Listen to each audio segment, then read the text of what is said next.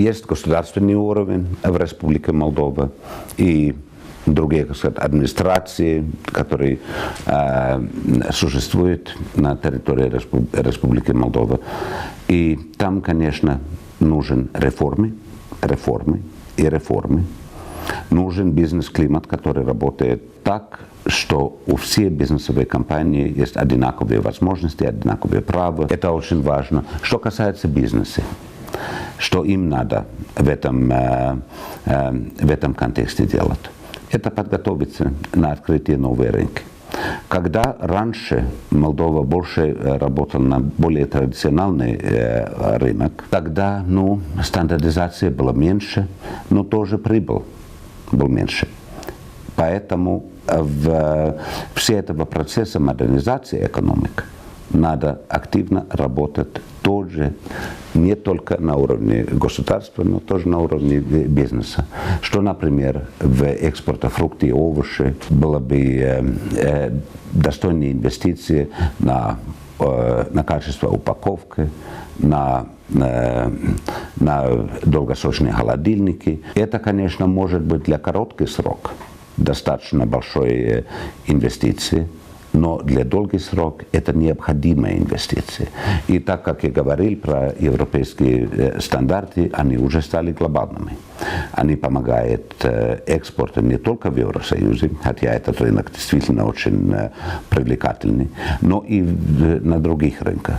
Потому что среди тех, которые создает стандарты для международной торговли, но Евросоюз является самым важным. Есть наподобие дорожной карты, по которой должны проводиться изменения в Приднестровье, для того, чтобы соответствовать тем нормам, стандартам, требованиям, которые есть и ко всем другим экономическим агентам с правого берега.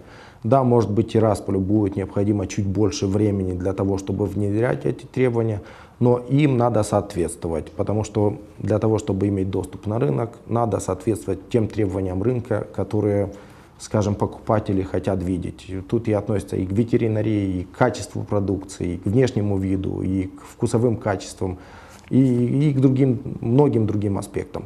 Я считаю, что эта дорожная карта, если она будет внедрена в Тирасполе, это позволит экономическим агентам получить еще более упрощенный доступ и более качественные услуги со стороны тех служб, которые занимаются подготовкой экспорта продукции, и одновременно гармонизировать законодательство и нормы, скажем, которые есть на правом берегу с европейскими нормами качества, и одновременно расширить их и на Тирасполь. Мы считаем, что подписание соглашения об ассоциации между Республикой Молдова и Европейским Союзом – это личное дело молдавской стороны. Мы исходим из того, что у нас есть определенные договоренности с Европейским Союзом, которые носят только и исключительно торгово-экономическое измерение. Мы готовы эти договоренности исполнять в максимально честном, открытом режиме, и надеюсь, что европейские партнеры будут поступать точно так же.